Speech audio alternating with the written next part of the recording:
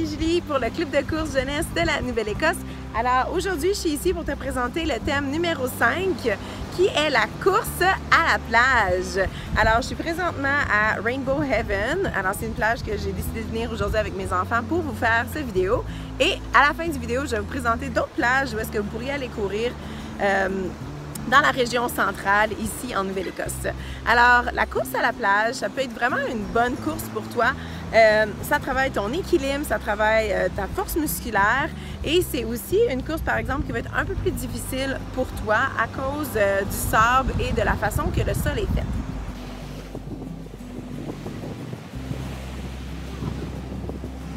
Donc, quand tu cours à la plage, une chose à faire attention, c'est à tout ce qu'il y a dans le sable. Donc, par exemple, les roches, les crustacés.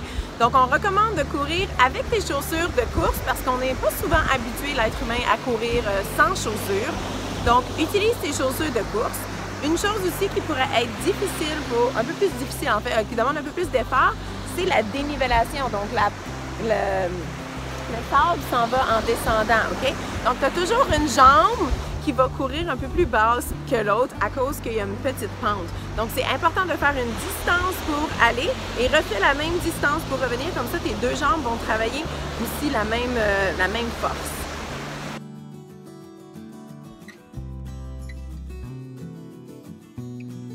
Donc, si tu décides de courir sur du sable qui est mouillé, donc qui est un peu plus dur, c'est meilleur pour toi. Mais si tu cours sur du sable qui est sèche, donc du sable qui est un peu plus lousse, c'est aussi bon. Il faut juste vraiment que tu fasses attention à les endroits où est-ce que tu vas déposer tes pieds. Donc, va pas non plus trop loin sur la plage pour pas mettre trop d'impact sur tes tendons d'Achille et sur tes mollets aussi. Quand tu cours à la plage, essaye de faire des petits pas rapides et aussi à la place là, de atterrir seulement sur ta plante du pied, essaie d'atterrir un peu plus comme sur tout ton pied pour avoir un peu plus de profondeur et de solidité dans le sable.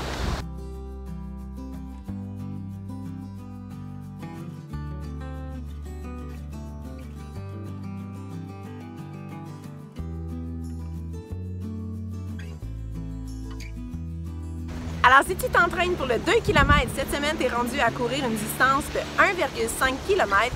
Si tu t'entraînes pour le 4 km, tu es rendu à courir une distance de 2,5 km. Et si tu t'entraînes pour le 5 km, tu es rendu à courir une distance de 3,5 km. J'ai vraiment hâte de voir vos photos de vos courses à la plage. N'oubliez pas de les publier en utilisant le hashtag KRC 2020. Voir quelle plage est-ce que vous avez choisi. Et je vous souhaite une super belle semaine. On se revoit mercredi pour le conseil de la semaine et vendredi pour l'invité spécial de la semaine. On aura Michael Lucien Bergeron avec nous qui est le joggler. Alors restez avec nous cette semaine. Vous ne voulez pas manquer ça vendredi. Bonne semaine!